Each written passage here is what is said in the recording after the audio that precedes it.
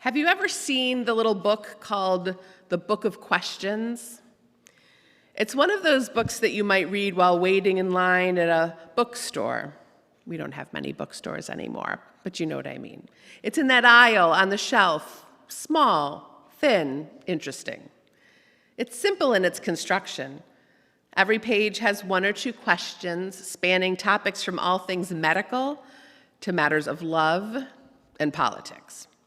One question asks if you would donate one of your organs to a friend if you knew you only had a 50% chance of surviving the surgery. Another inquires about whether or not you'd be willing to sacrifice your own life if you knew it would bring healing to a great many people around the world. And while not all of these questions in the book are this serious or about matters of life and death, it is a thoughtful collection of questions and encourages rich conversation and thoughtful dialogue.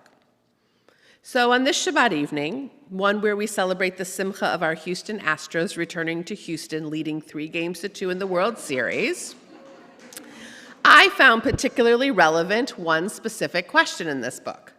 The one question that caught my attention had to do with leaving home. And of course, the fundamental task of baseball is leaving home and then trying to return. I knew it was the perfect question for tonight. The Book of Questions asked whether you would prefer having to leave home, the state you call home, the country you know as your homeland. Would you rather leave home permanently, never able to return again, but being able to roam the rest of the world freely? Or would you prefer to remain at home but never be able to leave the state? Think about it. I thought about it for quite some time, and I still think about this. I enjoy traveling and have been blessed to see a good number of the United States and some countries in Europe and the Middle East. There is much out there to be seen and to be experienced. How could I possibly give that up? I have seen but a speck of the world. What about the rest of it? To commit to never seeing that? And yet, the thought of having to leave home and leave this country forever was terribly sad. America, even with its shortcomings and challenges, has been a very good place to live and work and grow. My parental great-grandparents came to this country from Russia in search of a better life, and they were afforded that in this country. It's a place to learn, explore, and enjoy beautiful surroundings. More importantly, though, it's where my family and my friends are.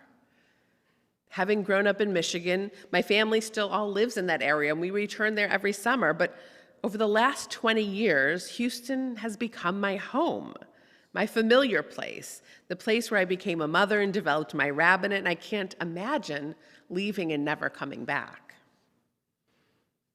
In this week's Torah portion, Lech Lecha, Abram is told to leave his land, his birthplace, and his father's house. Not only is he told to leave everything he knows, but he is not told where he's going. I imagine the fear that must have gone through his mind and even his body. To leave what is natural and known is hard enough when it's by choice. I guess Abram could have said no, but when you receive a request or a command from God, are you going to protest? And though Abram didn't know the identity of his destination, he did not inquire about the trip at all. Again, if God was telling you that God would show you where you were going and that you would be fortunate to have many blessings, would you doubt God? The story is the beginning of our peoplehood and the beginning of our faith. The word faith is the perfect way to describe who we are as a people. Abram is the perfect prototype of a man of faith, and he is the founder of our monotheistic religion. He had to have faith in God that was commanding him to leave home, and faith that this God would fulfill the promises that were being made, land and offspring and blessing.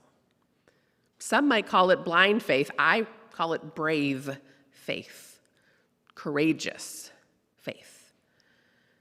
It's difficult to venture out on our own to a new school, a new job, a new camp, a new city, a new activity, a new group.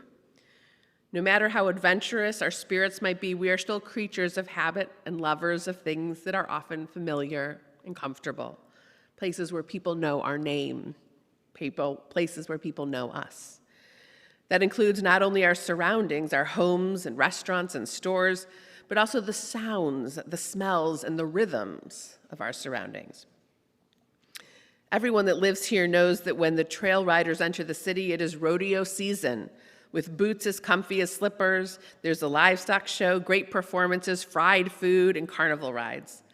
Everyone knows that in the summer it gets so hot that the AC runs around the clock and we complain bitterly about the oppressive heat. We all share the impatience of traffic, the amazement at those couple of beautiful weather days as we transition from summer to winter and then to spring, with the bluebonnets adorning the side of the highway and the smell of barbecue in the dry air. These are the rhythms of this place we call home. These are the things that we're accustomed to. These are the things we're more attached to than we probably recognize. The lesson of this week's portion may well be to appreciate where we are, because otherwise we will never know how dear it is unless we are forced to leave. Pay attention to what is around you and how the world that we live in works. Have faith that whether we journey beyond the borders of our own town or state, there is much to see and much to do, even in the comforts of this familiar place. Both at home and in other places, it's how we look at it, how we experience it, and appreciate it that conveys and creates meaning in our lives. Furthermore, Abram's journey teaches us that faith is something that is portable, something that can be packed away in our pocket for when we are far from home. Faith links us to our values and our identity, especially when we're in unfamiliar surroundings. Faith is an element that keeps us grounded and fundamentally who we are, no matter where we are. As this week's portion speaks to tension between the blessings of the familiarity and comfort of home and the richness and importance of answering a yearning or a call to explore and experience the world, we are reassured God is with us. On this Shabbat, as we read from Parshat Lech Lecha, may each of us, inspired by Abraham, embrace the unique path that is ours, here in this place or wherever it takes us, starting at home, rounding the bases, returning home again, having faith that God is with us each and every step of the way. Shabbat Shalom.